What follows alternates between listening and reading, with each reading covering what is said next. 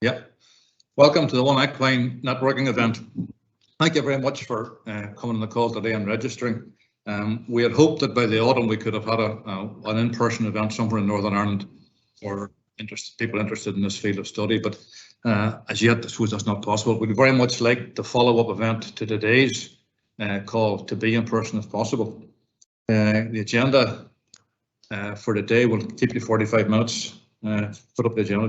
The agenda today is 45 minutes. I'll give a brief introduction to what the One Equine Trust is about. You're going to hear from Robert Huey and putting a context to this area of activity in the equine strategy.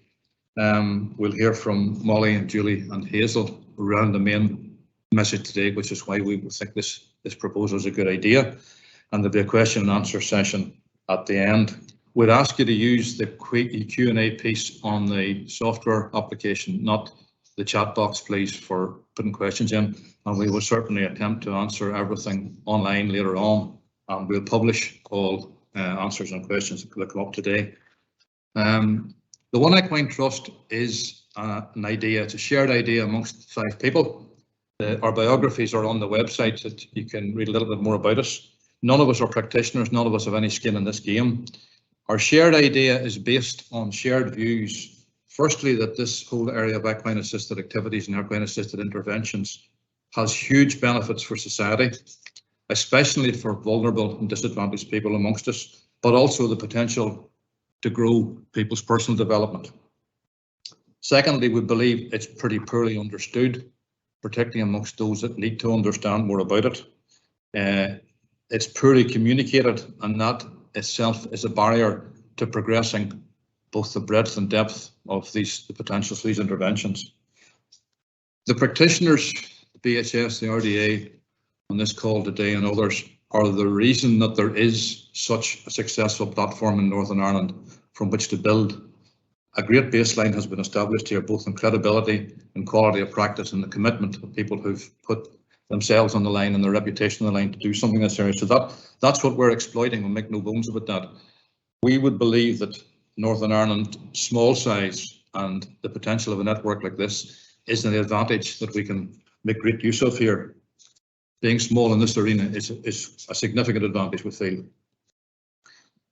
Operationally, One Equine Trust is a charity at law. That makes it eligible for funding applications in many areas where private practitioners and private enterprises would not be eligible. We thus far have been self-funded on this journey.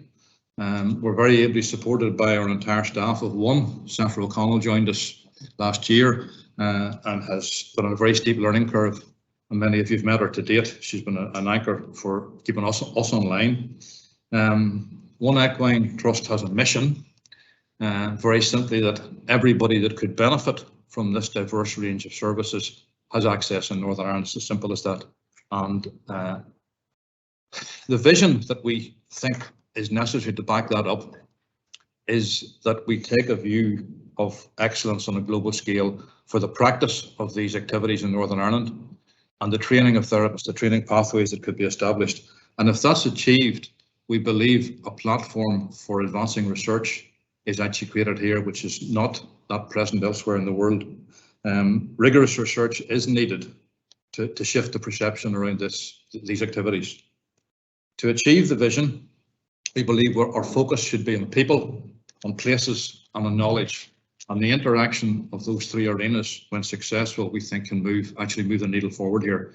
People that are needed to make this work beyond obviously the practitioners and the clients are the volunteers and assistants that support much of this activity, parents and teachers who have been lamentably ill-informed to some extent on this journey. Where our focus has been to date mostly on policymakers, on service commissioners, those that would prescribe, on donors who could be interested in this area. And most of that focus has been, most of that focus has been on health education and justice. The other emerging field that has surprised us a bit is the whole insurance arena.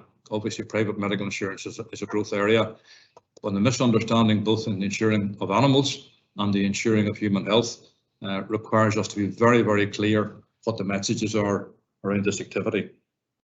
The places piece that we would focus on, and obviously the supply of suitable animals, involves riding schools, RDA centres, dedicated equine assisted learning centres, of which we now have some in Northern Ireland and in the Republic. But obviously the geographic spread of those centres is very important if we're going to have a decent access for the population.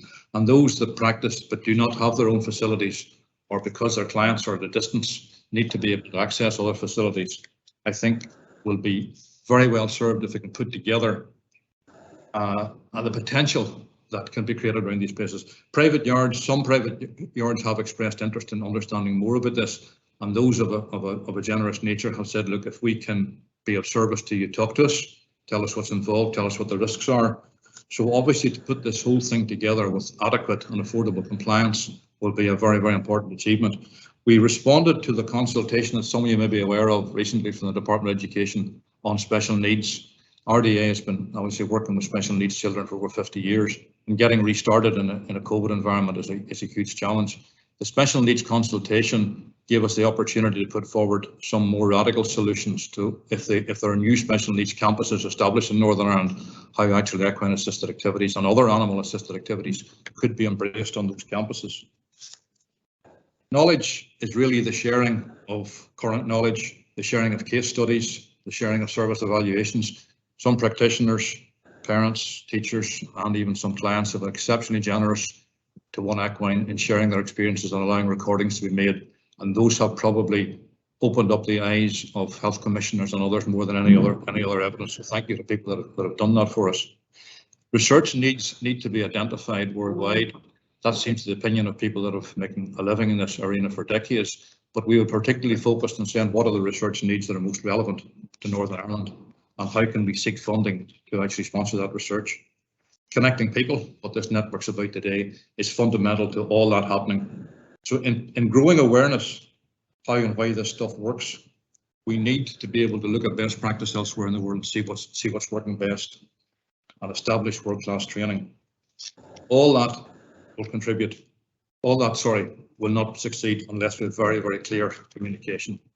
The five of us believe that the only constraints to succeeding in this mission is the extent of our imagination, our determination, and our ability to work collaboratively. And that's what today is really fundamentally about. Our collective skill and our collective discipline in communicating with those who make big prescribing and big funding decisions is actually going to be the determinant of how rapid our progress will be or otherwise. Next slide. Now, don't even try and read this. As you know, we could have filled 2 or 3 slides with acronyms and abbreviations around this whole area of equine assisted activities and interventions. The slide is guaranteed to confuse. And if you can recollect, if any of you were on our launch back in November, Cathy Am, the Chief Executive of Path International, gave a very erudite summary of their 3-year project to try and agree some terminology around the world. And she concluded by saying it's a mess. And you can watch her piece on our website. It's only 12 minutes, but it's a very good account of the process that they have gone through worldwide to try and agree some terminology. Also on that website is a paper from the American Hippotherapy Association, which addresses the same process and comes to some conclusions or recommendations. What we are saying here is that One Equine is in no way equipped to decide what is right terminology. Maybe there is no right or wrong terminology, but that we clearly see that we have managed to confuse in this area. And we need clarity. So one of the first responsibilities, I think, of this network would be to agree some common terminology, at least that we could use here in Northern Ireland, that when we're talking to each other and talking to those that are interested and need to be impacted, that we're using some common vocabulary. Equine assisted therapy and learning seems to be the most widely terminology in some of the papers and things we're reading, but we're not saying that's right or wrong. I emphasize that all terminology has to be practitioner led. Now, I'd like to introduce Robert next. Robert's professionally responsible for the equine strategy in Northern Ireland within government. For the first time, we see equine assisted activities as a pillar of that strategy, and for that we're extremely grateful and extremely hopeful. It's just worth reflecting on Robert's background. So he's a top vet in Northern Ireland, so he tells us anyway. The welfare of the horse is a very big part of his responsibility, and in his private life he has squandered most of his income on producing and breeding Irish draft horses. But in 2016, when I first spoke to him about this idea, he had absolutely no idea of the impact on human well-being of any equestrian assisted or facilitated activities. And I think that's a key point. He's not a silly man. he has a very good network, and yet he could move in those circles for most of his professional career and be unaware of this. That is the hurdle that we have. So over to Robert. Thanks, Richard, and it's good to be here. I think it's worth saying that in case there's confusion, I'm not a member of One Equine, and that's quite important, because an important role of One Equine is to be independent, and I can't ride both horses. So One Equine, important role in holding me to account, but I'll say a little bit more about that later. What I want to talk to you a little bit about is about the equine strategy for Northern Ireland, where it's come from, where we are, and where we hope to be going, because it's important that what we do within this field has strong links into government, and the equine strategy, despite the fact it doesn't exist yet, already is commented upon and linked into the programme for government for Northern Ireland. So it's right at the centre, and that's important for funding and for making business cases and that sort of thing. So the equine strategy has grown out of a feeling amongst the sector that they weren't optimising and making best use of what they had.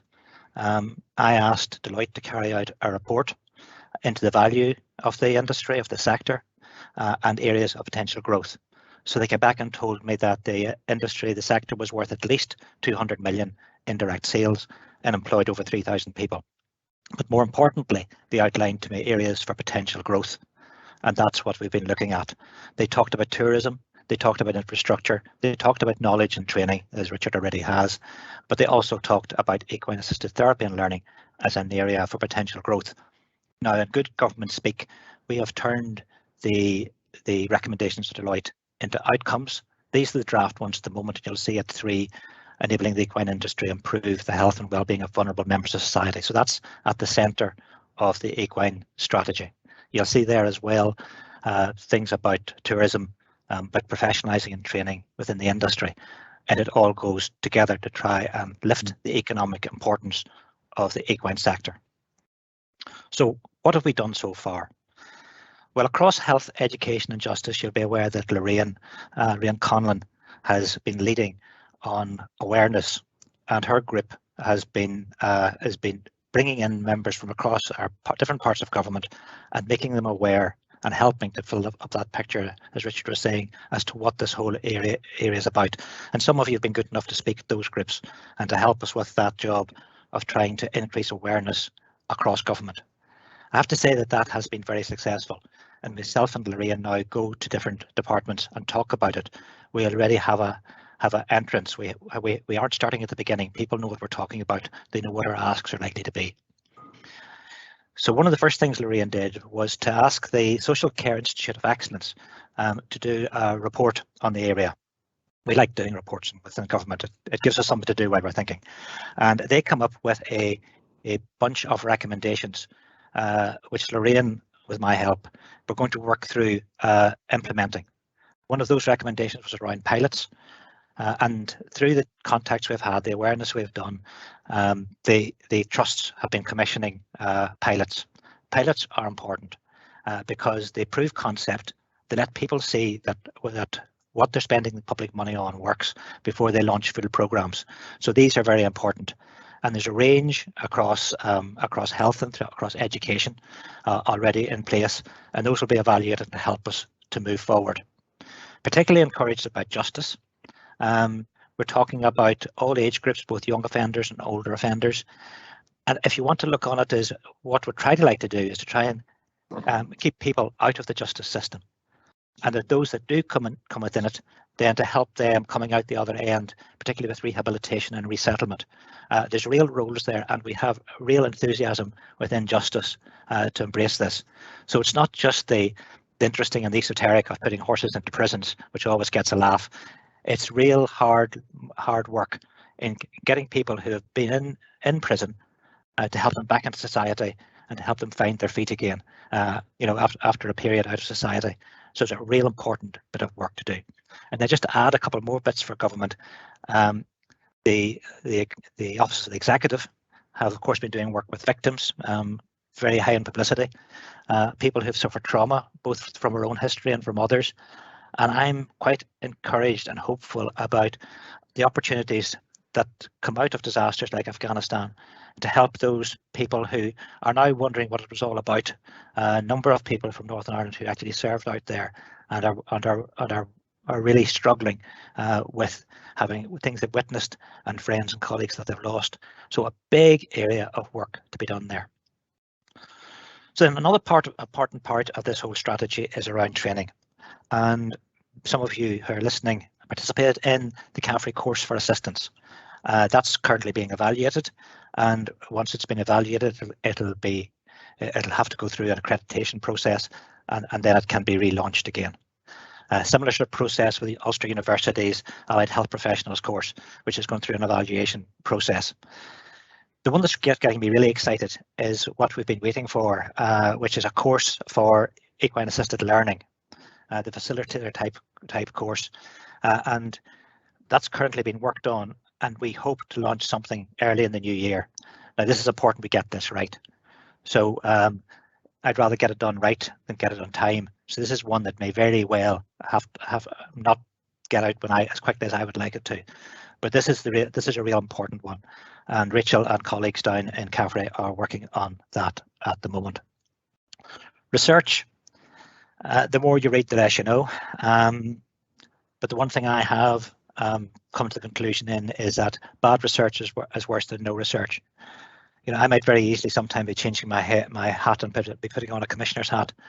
And some of the research I read recently has just made me hold my head, making conclusions well beyond that the research was fit to carry. And that sort of stuff does harm. So, you know, it's not research for the sake of research. It's research that is well positioned, well thought out.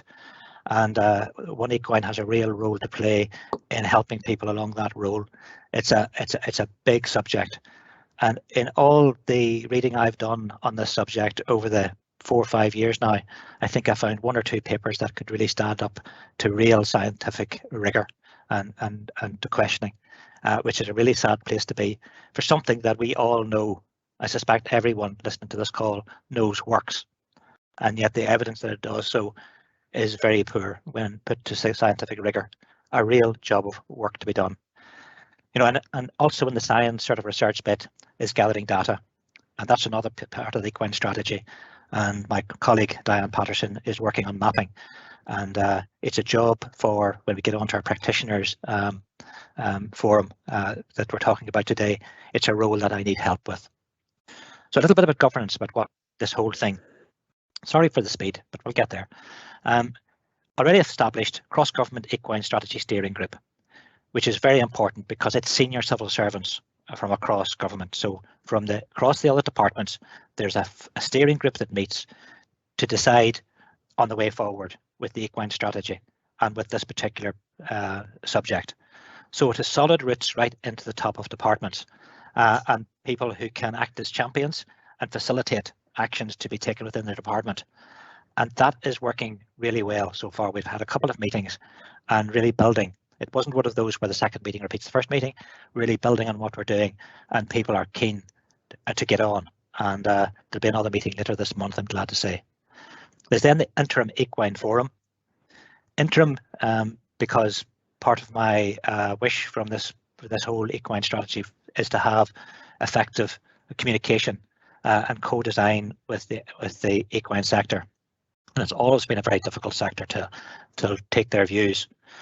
So this will be a bit of a commodity. It's everyone who wants to attend will hold it 2 or 3 times a year, and it's basically for communication outwards mainly, to let people know what we're doing and how we're progressing, and to take ideas back. And then there are if you want, in the private sector, other organisations we need. The One Equine Trust that we're here today under the auspices are independent, and that is very important. I need someone who will act as a primary consultee, and also who will hold me to account and pull me back if I'm heading in a direction that they don't think's right. It's a well recognised concept within government to have a primary consultee, and I'm very pleased that we have One Equine Trust to do that, but they're not enough on their own. And I need other groups. And the other groups I need is someone to represent the practitioners. One Equine made the very sensible decision that they couldn't represent practitioners, that practitioners needed to represent themselves, because part of One Equine's strength is that none of them have got a vested interest, where a lot of practitioners are independent business people, entrepreneurs, trying to make a business out of this. So there's obviously tensions between members, practitioners, and between government, and that's right, there should be. But I need a practitioners group, so that when I go to central government, or some of my colleagues do, that they can say this is the view of the practitioners.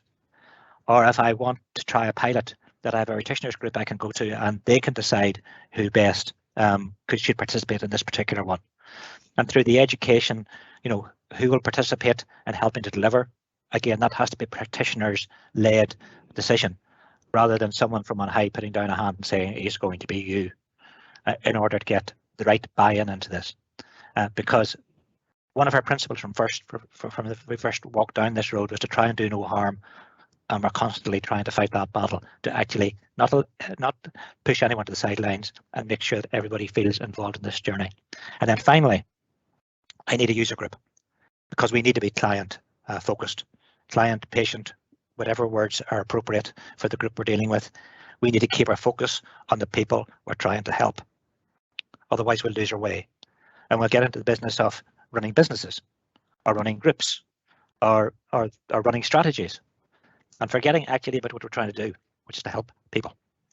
So I think that'll do me. I'm probably over my 8 minutes. I often am.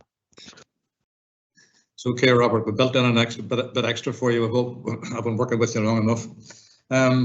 Next person to speak, and the background to this is Molly McCluskey. Has been involved in the horse world most of her life, and in her teens was working in yards in the States, where she actually came in contact with quite a few of these activities that travelled under the banner of equine assisted activities, and I think has carried a candle for that ever since. She's also the one that has driven us to recognise the need for absolute inclusivity along this journey. So I'd like to hand over to Molly now, just to take you through what this networking platform would actually look like in practice. Slide. Okay, thank you first of all to everyone for taking the time to come today, and also thank you for all your support and information to date that you've given to One Equine, because really we are nothing here without you and what you've done, and the fact that you have pioneered this industry is phenomenal. And as Richard's touched on, you guys have taken all the risks to date. You've invested in your businesses, you've developed your businesses, and you've really developed the whole industry of equine assisted activities in Northern Ireland to be what it is to date. And our hope as One Equine is that we can just assist with that and progress it and create a platform for world-class equine assisted activities, world-class knowledge, world-class skills, and a strategy that is informed by government and policy, and also by yourselves, the practitioners. So our idea behind this practitioners network is that it's a shared space for you. It's facilitated by One Equine at the moment, but this space is for practitioners and instructors, coaches, volunteers, and those training in equine assisted activities. This is not a space for One Equine to dictate to you guys what you should be doing, how you should be proceeding. It is absolutely for you, a complete shared space that you develop and you transform in the way that suits yourselves the best. Our hope is that the network will bring together practitioners across all forms of equine assisted activity, which includes RDA coaches, BHS coaches, Horse Sport Ireland instructors, those from training bodies and volunteering bodies, and also academics as well, who can perhaps inform and assist with research possibilities. The aim is that Northern Ireland becomes recognised for good practice, collaborative working, good governance, safeguarding within practice, and as a region that has capacity to deliver equine assisted activities to all of those who need it. And quite clearly, the 5 of us on screen are not capable of doing that. So that's why we need all of you practitioners, and why we need this network, and why we need you all to come together to help us increase this platform. Within the network, we hope that we will be able to develop knowledge and understanding, and that each of you bring your own assets to the network, but that you're also open and prepared to learn and look at other areas of practice within equine assisted activities. So it may be that your base is in equine assisted learning, but there are some great models within equine assisted therapy and great practitioners in that area that you could perhaps learn from or work with, or just move forward on research projects. But that's what this network's designed to do. It's designed to connect you all, to bring you out of your own practice and give you experience of what else is happening and exchange ideas. It's a platform for you to showcase best practice as you see it, to have open discussions with others and see what their view on best practice is, for you to build confidence in what you're doing, and for you to build confidence in your ability to network with others and to exchange ideas. And the hope from that is not just that your practice becomes better informed, but that the entire platform for equine assisted activities in Northern Ireland is better informed and better commercialised as well. So the hope is that you can expand your practices by opening up and discussing different ideas with different people. And I think we're uniquely placed here in Northern Ireland. You've already developed equine assisted activities to a certain level, but I think if this network can be developed in the collaborative way that we hope that it will be, it's a chance to showcase Northern Ireland as a leader in the delivery and the development of equine assisted activities. So if we can move on, yeah, to the next slide. So who will the network be?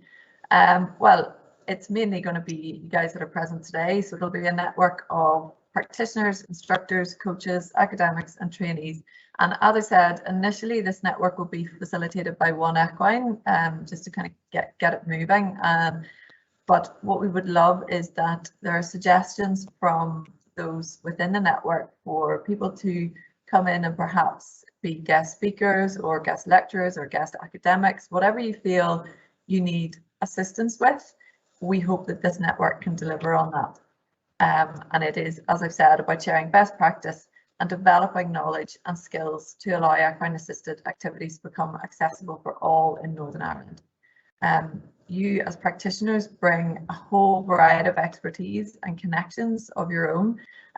One of the big things we've learnt is that there's so much more going on than we had initially realised, and which is wonderful. But we hope that this network will allow you to showcase what you're doing, and showcase it to others, and perhaps bounce off each other with ideas of, you know, you might be working with the same groups but in very different areas of Northern Ireland, but this network will allow you to develop your practices together and learn from each other and create, you know, sort of world-class practices that are being delivered on your own doorstep. So if you could skip to the next slide there. Great, thanks. So One Equine, we are basing our approach to equine assisted activities on accessibility. And accessibility comes in a number of forms. We have the logistical accessibility, so we're talking about facilities and transport. And that is, how do we make all of these practices available to everyone who needs them? How do we connect the people, the places and the knowledge? How do we ensure that there's capacity within facilities? How do we ensure that schools who want to get pupils to these practices have the transport capabilities to do that? So that's a very practical element of it. But there's another element to it around referral pathways and funding and research.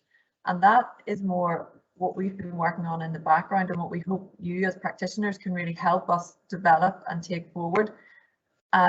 Their research, as Robert has touched on at the moment, is lacking in overall in equine assisted activities. In some areas it's quite strong, but in most areas it isn't.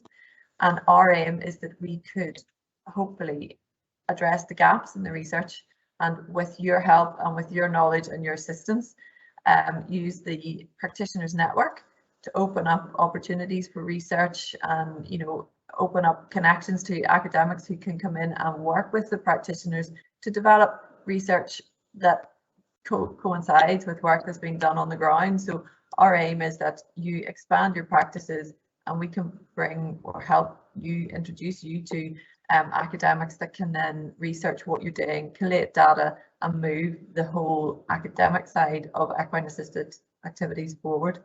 And again, with funding, the hope is that the network will open up different funding opportunities, whether that's through connections that One Equine can bring to the practitioners, or just through different practitioners working in multimodal delivery of equine assisted activity. There's a number of elements there. And again, then if we look at sustainable development, I mean, I know a lot of you guys are working on your own already, and you know, as practitioners, you've done a wonderful job developing your own capacity and your own practices, but that can be really hard. We want the network to develop in a way so that you have a sustainable practice, and a practice that, you know, works with other people. And we hope through the network that we could introduce accountancy practice, business practice, social media practice, introduce, you know, insurance possibilities, and just allow you perhaps to outsource different elements of your practice that maybe take up a lot of your time at the moment, and you know, don't allow you to be delivering the services at the capacity that you would like to. And hopefully that's what this network will open up for you, just sort of a bit of that assistance in the background, and link practitioners together, so you know, people are getting better information from certain insurance providers or accountants or anything like that. You know, you can discuss it and you can learn from it. One of the key things that is very, very relevant to funding is lived experience.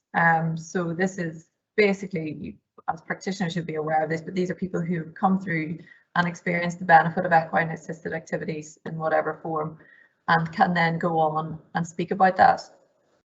Our hope for this network is that it is a safe space for people to share their experience with other practitioners. So lived experience is hugely important for funding, particularly Piece 4 funding and funding relevant to Northern Ireland.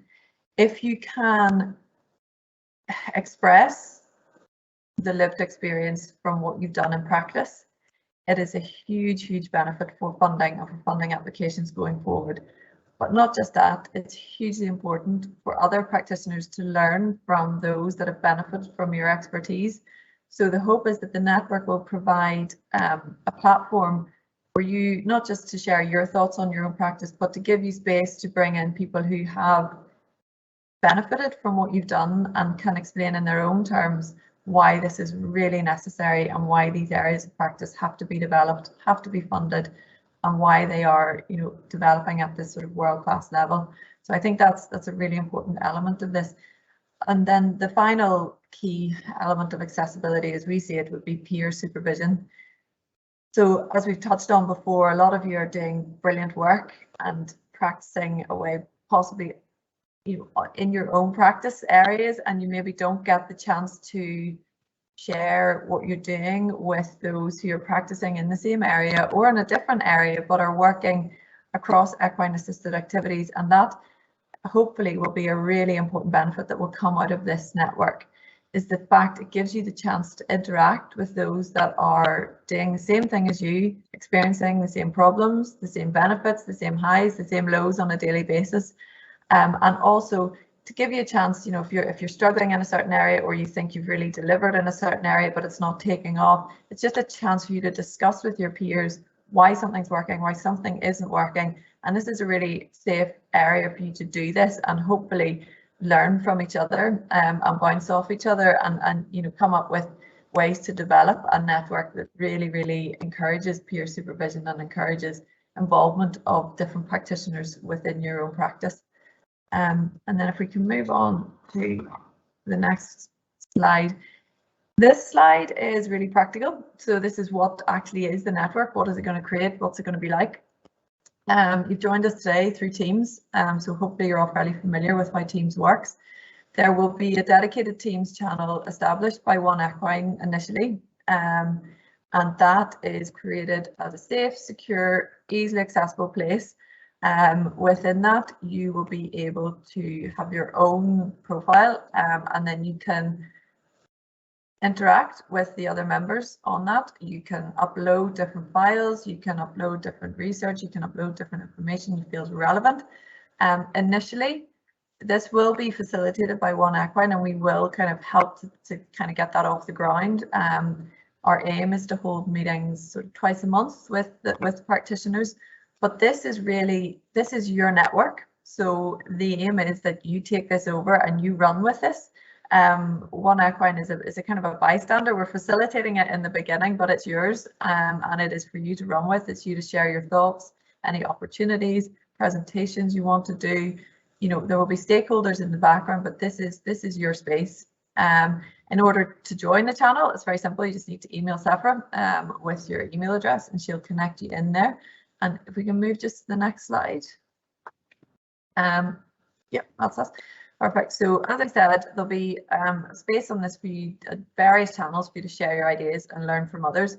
So we are going to set up some folders initially around affiliated organisations, media, meetings, members' profiles, newsletters, professional development opportunities, research and resources.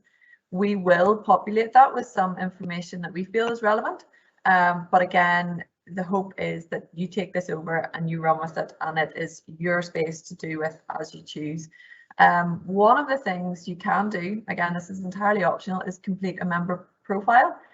It allows you just to go into a little more in-depth, connect your LinkedIn profile, connect your experience, connect with what projects you're currently doing, what research opportunities you might be interested in. Again, this is optional, but it just allows you to really share with everyone where you're going, where you've been, and what your hope is from the network. So ideally everyone would complete that, but like, it's optional, and you can do it down the line. It doesn't have to be done now. It's there to be done whenever or not at all. But hopefully you're all familiar enough with the layout of Teams. If there's any problems, Sephra is your go-to on that. She's great. She knows all about it. She's got it all nailed in the last few months with us. She's managed to get us this far, so hopefully she can get you whatever you need. And look, this is a chance, we hope, for you to be part of a multidisciplinary network with background support from One Equine, but really it's about you guys and you taking this forward, sharing your ideas and creating something that really is unique to Northern Ireland but has international relevance, and that's thanks to what you've done so far and hopefully what we can bring to this going forward. Thanks for your time. Thank you, Molly. Next up is Julie Fraser and Hazel Whitting. Hazel was the senior OT in the Department of Health, and not a horse lady thus far, although we're working on her, but has seen the value of this in many aspects of her professional life and has been a huge support in this arena. Julie, a lot of you will know from her significant period at the head of the RDA here in the region in Northern Ireland. And Julie also has a particular vision that she sees the opportunity for the RDA and private practitioners to collaborate to really amplify the value. A lot of it's been done in both sectors. So I'm going to hand over to both of them now, if they would just unmute their microphones, please, Hazel. Okay. Thanks very much, Richard. Good afternoon, everybody. I'm just going to briefly mention some of the training that is developing to grow the workforce in Northern Ireland. So Robert has already updated you on the CAFRE Level 2 course that has been completed and the plans for a future course. But I'd just like to share with you the update on the postgraduate Level 7 Equine Therapy course for the allied health professions at Ulster University. So as you are aware, the Department of Health commissioned the School of Health Sciences at Ulster University through transformational funding. And the aim was to facilitate the development of a multi-professional hippotherapy course for physios, OTs and speech and language therapists. And the participants on the course, they came from a range of clinical backgrounds and experience. The hippotherapy course was then modified to meet the needs of those individual professions and the diversity of their caseload and client groups. So that ensured that the therapists will practice within their own scope and competency. And each therapist had also been assigned support from a hippotherapist mentor. So the course commenced, as you know, in November 2019. However, it is yet to be completed due to COVID. And once this is completed, then the formal evaluation will take place. So another area we're looking at is growing the workforce for the future, is targeting undergraduate students from a variety of courses. We've also requested approval from the Ulster University AHP course directors to request undergraduate students to become involved in volunteering. So I'm now going to hand over to Julie, who'll say a wee bit about the volunteering role. Okay, thanks very much. Right. Thank you, Hazel, and everybody. We believe that the forum will be an important tool for RDA groups for the following reasons. Firstly, the recruitment of volunteers, as already mentioned. It's always an issue for us, especially so at the moment because of the effects of the pandemic. It should enable the pooling of resources between groups as a first resort. I believe this is already happening, so that's excellent. As Hazel has already mentioned, it also may open up the opportunity to recruit students, university students with an interest in this field who wish to gain experience. And thirdly, there is the possibility of recruiting veterans who've been participating in equine facilitated learning sessions elsewhere and may wish to continue their association with horses and avail of the benefits that volunteering can bring. The next reason I think it's important is the importance of being part of a united voice to make representations to government, as already mentioned by Robert Huey and Richard. We have never had this type of representation before, despite having been in existence for over 50 years, and it is essential that we will be able to contribute to this going forward. The forum will also encourage the formation of links between allied health professionals working in this field and RDA groups in the future. There is more discussion to be had on exactly how this might work, and importantly, how it is funded, but I do believe that this has the potential to deliver great benefits for everyone. Lastly, it will give the RDA the opportunity to participate in research projects, which have already been mentioned, which will demonstrate the value of what the service does by recording and evaluating outcomes in a professional manner. There may well be other benefits which will become apparent in the future, but I do believe that a unified approach to expanding knowledge and influence must be the right way forward for everyone involved in horse-human activities. There are successful models in other industries, such as farming, which demonstrate this to be true. Thank you. Thank you, Julie. Thank you, Hazel. Louise Skelly has drawn the short straw here. She's going to have to try and do this on the wing and adjudicate and create some questions from the floor here. Louise's background has been in the medical and healthcare career all her life. Latterly, she's retired and she's sheep farming to a significant degree. But one of Louise's other hats she wears is as a lay magistrate, and she sees people coming in front of her on the bench within the youth justice system that she's a firm passion and belief, if they had the right interventions earlier in life, would not be captured within the system at all. Louise also has a bit of background with horses herself, but what she sees as possibly being able to be headed off the pass in terms of people falling into youth justice is a significant opportunity, I think, for this whole field. So we're going to hand over to Louise now for our slide, if we can. Okay, hello.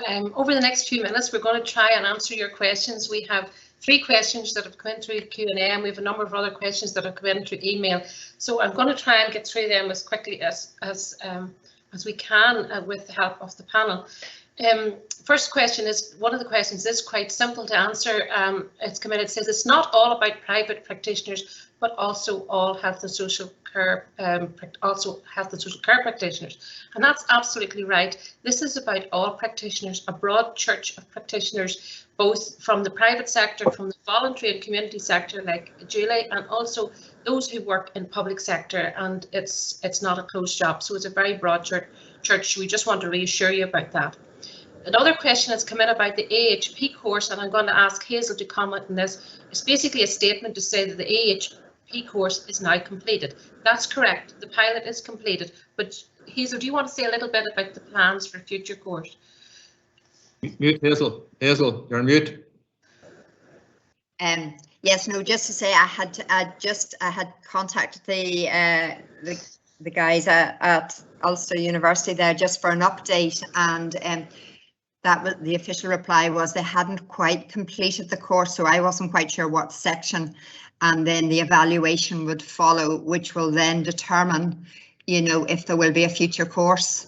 So when we get more details around that, I'll be able to fill you in on that. I mean, the plan was that they were going to go ahead and have another course fairly soon. I think it was after Christmas, but I suppose you can't formally say that until they have completed the evaluation. Okay. And the next question then is about the regulation of practitioners. The question says, practitioners need to be regulated and governed by professional bodies if health outcomes are to be achieved and the public are using services that are safe. The Department of Health should only commission from regulated health professions in this field. Robert, do you want to comment on that, or Hazel? Yeah, we're talking about a very broad church, and the therapists are actually quite easy because they all already members of professional bodies to a large extent and are already practicing. They're just using the horse as an additional tool, and that's where the postgraduate course comes in. So the standard within the therapists is relatively easy. The learning is more difficult, and the psychotherapy and the counselling side is more difficult, and that's important. But it's not for me. I don't even think it's for One Equine to lay down the standard. If you want another purpose for a practitioners group, there you have it. You know, so you're saying that if the question is, as I think it is the Department of Health shouldn't commission from anybody that isn't properly qualified. Well, there we have our problem, and that's what we're trying to fix, and that's what the course in CAFRE will answer. It will produce an accredited course that's accepted by government, having been delivered from within government. So there's a very, very strong model there. That doesn't mean it excludes other people who aren't, because there's an awful lot of people doing great work just on the basis of their experience. And it's not for me to say whether they're competent or not. But a bunch of practitioners could make a decision as to whether they were competent or not. So look, this is an open door. This is something that we need to work on. But let's not start excluding people because they're not in our club. Let's include people and then work our way from there.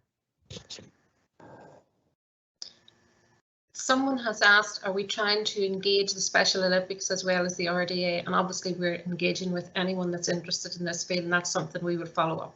And obviously the practitioners can do that in their network as well. Question perhaps for Julie. And perhaps it's just a general question. I struggle to find a suitable horse. Do you think the network will be able to help with this? And I know, Julie, that's perhaps something you come across from time to time as well. Yes, it's a tough one. These horses are not just hanging around on street corners waiting for us to pick them up. And one of the things that's also become apparent in the last year because of the pandemic is that horses have got a lot more expensive, at least anything that you would want to associate yourself with. RDA, we are very dependent on the generosity of people who lend or give us horses, in some cases very good horses. We're also very dependent on the riding schools who provide us with very good, suitable horses. It's a very difficult one. And it is possible that in the future, if we form links with the racing industry and other equine activities going on in Northern Ireland, that it may be easier in the future to source horses that maybe are no longer able to go 3-day eventing, galloping across country on hard ground, but would make an excellent equine therapy horse in its later years because it's sensible and has a good walk on it and can be retrained or repurposed to do this work. So really, I haven't got a simple answer for you. Okay, there's a number of other questions and a couple of statements, but what I think we have actually run over our time. What we'll do is we'll publish these questions with answers very quickly over the next couple of days on the network. And if you have any other questions, please do send them in. We really would welcome that level of engagement. I want to say a couple of things just in summing up. If you could turn on to my next slide, please. It is our hope and aspiration that this network will create transformational change. And if you go on to the next one, please. As a network member, as Molly has already said, you will have the opportunity to participate as little or as much as you want. Obviously, the more you engage, the better, and that's what we would like to see. You'll be part of a change agenda, moving this whole agenda forward, and help to develop the services here in Northern Ireland. And all of the other things which Molly has already talked about in the network, I'm just sort of reiterating some of those here, but the opportunity to participate is huge. And I know from my own experience of other networks which started off quite humble, how they became the voice, the go-to voice for that particular body. And one of the ones I often refer to is the Rare Diseases Network, which didn't happen here in Northern Ireland, but over a period of years grew and is now the voice for people to come through, be that government, policymakers, funders for research, etc. And they have done a tremendous work, and we hope that this practitioners network will grow and develop its own role as you best see fit, and it can be involved in a whole range of things to develop these services in Northern Ireland. Together, we're always stronger together, and this is an opportunity to connect, to advocate with those people that we need to educate and to develop, as Richard has talked about, people, places and knowledge, and particularly the R&D, which will actually hopefully bring about transformational change in terms of practice. It just really remains for me to thank you for participating. We are really indebted to you because you've taken time out of your busy day to be here. So thank you for your interest in the event. We hope to launch the network platform very soon. And as Molly has already said, and Richard, please register your interest by sending your name and email to SEFRA, and we will take it from there. And we hope to be able to meet again very soon with the next events, which we will be looking to you for ideas for. So thank you very much. Okay. Hand back to Richard. Do you want to say anything? No, I think, look, you've done very well. We've run over time a little bit, but give us some credit. This certainly isn't our specialist subject. I'm indebted to the IT guys beside me here in Regen down in Uri for putting this whole gig together, giving us all the advice on makeup and bits and pieces that we obviously needed very badly beforehand. But look, thanks for your time. You're really keen that you come back to us with considered thoughts. There's no secrecy, there's no editing here. All the information that's going to be up here from your questions will be answered, will be shared. And I think this is an opportunity to develop something. I can't emphasize enough, Northern Ireland has an opportunity here to do something that isn't happening to the same extent in other parts, simply because we're smaller and simply because of the work that you folks have done over the years to provide a base. So looking forward to meeting again, and I presume we sign off now by pressing the button somewhere, do we? 3, 2, 1, go.